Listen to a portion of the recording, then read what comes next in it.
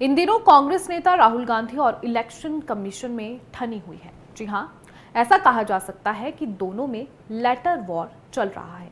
दोनों ही एक दूसरे को लेटर लिखकर एक दूसरे से सवाल जवाब कर रहे हैं। लेकिन ऐसे में सवाल ये है कि आखिर दोनों किस मामले को लेकर एक दूसरे को लेटर लिख रहे हैं। तो बता दें कि राहुल गांधी ने महाराष्ट्र विधानसभा चुनाव 2024 में गड़बड़ी के आरोप लगाए थे, जिसको लेकर कांग्रेस ने बुधवार को चुनाव आयोग को लेटर लिखा। ये लेटर चुनाव आयोग का राहुल को भेजे लेटर का जवाब था। ऐसे में अब आपको बताएंगे आखिर ये पूरा मामला क्या है, ग्राफिक के जरिए से समझेंगे। तो बता दें कि 12 जून को इलेक्शन कमीशन ने राहुल गांधी को लेटर लिखा था, जिसमें राहुल को विधानसभा चुनाव में धांधली के उनके आरोपों पर चर्चा के लिए बुलाया गया था। अब 13 दिन बाद राहुल को इलेक्शन कमीशन से मिलने नहीं गए हैं, लेकिन कांग्रेस की तरफ से जवाबी खत भेज दिया गया है, जिसमें पार्टी की मांग है कि उन्हें महाराष्ट्र चुनाव में वोटर्स लिस्ट की डिजिटल कॉपी दी जाए, साथ ही वोटिंग डे की वीडियोग्राफी उपलब्ध करवाई जाए। कांग्रेस ने कहा कि अगर एक हफ्ते के अंदर चुनाव आयोग उन्हें डाटा भेज देता है तो वह उसकी जांच पड़ताल करके इलेक्शन कमीशन से चर्चा के लिए तैयार है। ऐसे में अगला सवाल यह है कि आखिर चुनाव आयोग ने क्या कहा था।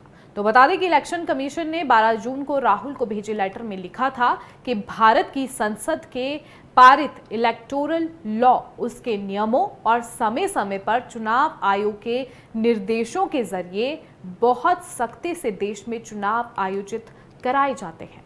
महाराष्ट्र विधानसभा चुनाव प्रक्रिया विधानसभा क्षेत्र स्तर पर सेंट्रलाइज्ड आयोजित की जाती है।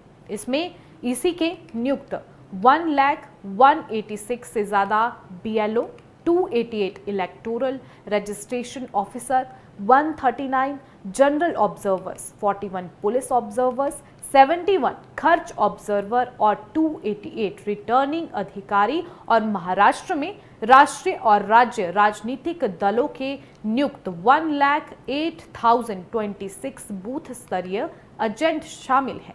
इनमें कांग्रेस के 28421 एजेंट्स भी शामिल हैं। अब आपको बताएंगे कि आखिर राहुल गांधी ने क्या आरोप लगाया था।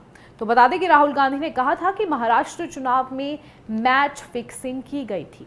इसी तरह की फिक्सिंग अब बिहार में होगी, फिर वहां होगी जहां बीजेपी हारती दिख रही हो।